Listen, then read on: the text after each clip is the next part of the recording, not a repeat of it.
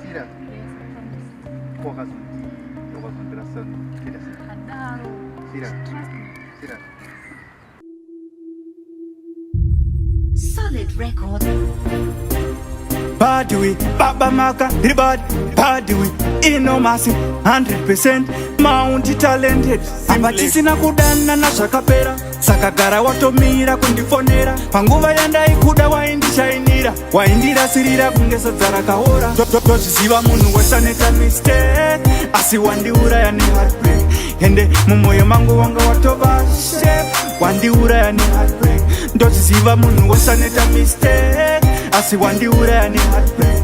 Ende mumoyo mangu wanga watova chef, wandiuraya ne heartbreak. Kunge chibake moyo wangu watongonyora, wandirwadzisa kunge munhu atemwanyora. Ronda riri mumoyo mangu harichapora, ndiri kungorwadziwa hapana kuzorora. Ndanga ndisingazive uchazodai so, nguva yese uchindibata kumeso. Wakashata moyo wakanaka kumeso, handichaziva pamwe ndini ndane mamhepo. Ndochiziva munhu wesaneta mistake, asi wandiuraya ne heartbreak. Ende mumoyo mangu wanga watova chef, wandiuraya ne heartbreak.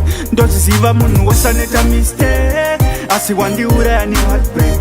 Ende mumoyo mangu wanga watova chef, wandiuraya ne heartbreak. Ndaitrai kukufadza nezvandaiwana, asi ndiwe wega wakatambisa mukana. Patakadana na ipapo aiwa pakwana, wakundida nhasi nekuti owambana. Hapachisina kudana nazvakapera, sakagara watomira kundifonera. Panguva yandaikuda waindishainira, waindirasirira kunge sadza rakaora. Ndochiziva munhu wesaneta mistake, asi wandiuraya ne heartbreak. Ende mumoyo mangu wanga watova chef, wandiuraya ne heartbreak. Ndochiziva munhu wesaneta mistake, asi wandiuraya ne heartbreak. Ende mumoyo mangu wanga watova chef, wandiuraya ne heartbreak. Kunge chibake moyo wangu watongonyora, wandirwadzisa kunge munhu atemwanyora. Ronda riri mumoyo mangu harichapora, ndiri kungorwadziwa hapana kuzorora. Ndanga ndisingazive uchazodai so, nguva yese uchindibata kumeso. Wakashata moyo wakanaka kumeso, handichaziva pamwe ndini ndane mamhepo. Ndochiziva munhu wesaneta mistake, asi wandiuraya ne heartbreak.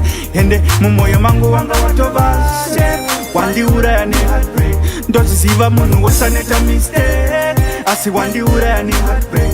Ende mumoyo mangu wanga watova chef, wandiuraya ne heartbreak. Ndochiziva munhu wesaneta mistake.